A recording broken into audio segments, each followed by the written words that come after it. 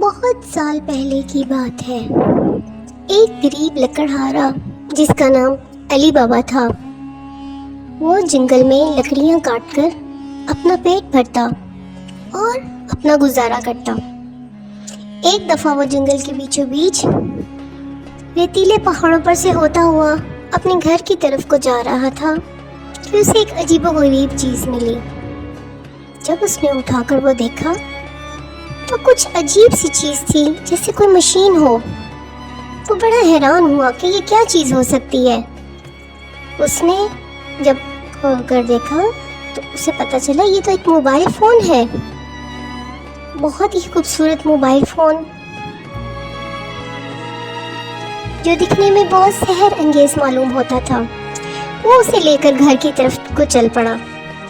گھر آ کر اس نے موبائل فون کو آن کیا تو اس کی اسکرین کے اوپر لکھا ہوا تھا کھل جا سم سم۔ علی بابا نے جب وہ الفاظ بولے کھل جا سم سم تو موبائل کی اسکرین پر ایک روشنی چمکی اور ایک نقشہ نمودار ہوا جو کسی خزانے کا نقشہ معلوم ہوتا تھا۔ اس کے نیچے لکھا ہوا تھا کہ یہ ایک خفیہ غار کا نقشہ ہے اور اس میں 40 چوروں کا خزانہ چھپا ہوا ہے۔ علی بابا سوچ میں پڑ گیا کہ اب کیا کیا جائے۔ پھر اسے کچھ تجسس ہوا۔ اس نے سوچا کیوں نہ میں اس خزانے کی تلاش میں جاؤں۔ چنانچہ اس نے فیصلہ کیا کہ اب تو میں اس غار میں جاؤں گا اور اس خزانے کو ضرور دیکھوں گا۔ بہت چلنے کے بعد وہ ایک غار کے سامنے کھڑا تھا۔ غار کے سامنے کھڑے ہو کر اس نے پھر سے وہی الفاظ دہرائے جو اس نے موبائل کی اسکرین پر دیکھے تھے، کھل جا سم سم۔ یہ کہنے کی دیر تھی، غار کا منہ کھل گیا۔ جب وہ اندر گیا تو حیرانی سے اس کی آنکھیں پھٹی کی پھٹی رہ گئیں۔ اس نے دیکھا اندر سونے، چاندی، ہیرے جواہرات کے زمین سے بلند ہوتے دیواروں کو چھوتے ہوئے ڈھیر تھے۔ وہ بہت حیران ہوا اور بہت خوش بھی ہوا کہ اب اس سے اس کی اور اس کے تمام گاؤں والوں کی ضروریات بھی پوری ہوں گی اور ان کی غربت کا خاتمہ ہو جائے گا۔ یہ کہہ کر اس نے تھوڑا سا خزانہ اپنے ساتھ لائے ہوئے تھیلوں میں بھر لیا۔ ابھی وہ خزانہ بھر ہی رہا تھا کہ اتنے میں 40 چور وہاں داخل ہوئے۔ انہوں نے کچھ آہٹ محسوس کی۔ ان کو پتہ چلا کہ یہاں پر کوئی انسان ہے جو غار میں گھس چکا ہے اور انہیں اس کے راز کا پتہ چل چکا ہے۔ وہ بہت پریشان ہوئے۔ انہوں نے سوچا کہ اب اسے کیسے تلاش کیا جائے۔ ان میں سے ایک چور جو سب چوروں کا سردار تھا، اس کے پاس ایک جادوئی گھڑی تھی۔ اس نے اس گھڑی کو جب رگڑا تو اس میں سے ایک جن نمودار ہوا۔ اس نے اسے بتایا کہ وہ جو جادوئی موبائل اس خزانے میں چھپا ہوا تھا وہ اس لڑکے جس کا نام علی بابا ہے اسے مل چکا ہے۔ علی بابا چھپ کے یہ سب کچھ سن رہا تھا۔ وہ بہت حیران ہوا کہ یہ ایک جادوئی موبائل تھا جو اس کے پاس تھا، اور جو ان کے پاس گھڑی ہے وہ بھی جادوئی ہے۔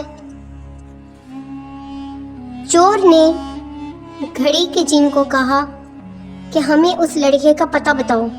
یہ کہنے کی دیر تھی،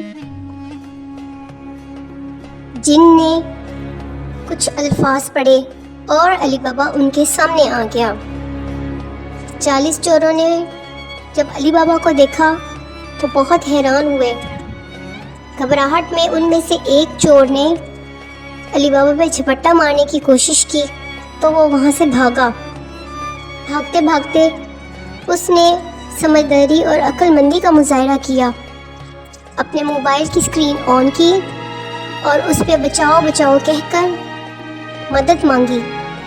اس کے کہنے کی دیر تھی کہ اس میں سے ایک جن نکلا اور اس نے سامنے دیوار پر باہر کی طرف کو جانے کا ایک راستہ کھول دیا۔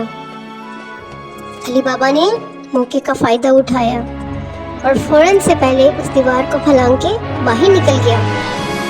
और वो दीवार वापस बंद हो गई। अली बाबा उस मोबाइल की जिन की मदद से जैसे कैसे करके घर पहुंचा और फिर उस जिन को हुक्म दिया कि उनके गांव का रास्ता तब्दील कर दे ताकि वो चोर कभी भी वहां तक ना पहुंच सके। और फिर ऐसे ही हुआ। उसने अपने साथ लाए हुए खजाने और उस खजाने के जरिए से तमाम गांव वालों की मदद की। सारे गांव में इस छुपे हुए मोहसिन की नाम की हलचल मच गई। अली बाबा बहुत खुश था। उसने अल्लाह ताला का शुक्र अदा किया। प्यारे बच्चों, कहानी का खुलासा ये है कि बाज़ औक़ात नई दरियाफ्तें खुशकिस्मती का बाइस बन सकती हैं, लेकिन समझदारी इसी में है कि ऐसी चीज़ों का इस्तेमाल समझदारी से किया जाए। अली बाबा के जादुई मोबाइल के ज़हीन इस्तेमाल ने न सिर्फ उसे ख़तरे से बचाया बल्कि इतने ढेर सारे लोगों की ज़िंदगी को भी बदल के रख दिया। ये बात हमें सिखाती है कि हिम्मत, तेज़ सोच और मेहरबान दिल तकदीर बदल सकता है। चैनल को सब्सक्राइब कर दीजिए और वीडियो को लाइक और शेयर करना मत भूलिएगा। बेल का आइकन प्रेस कर दीजिए। Thank you.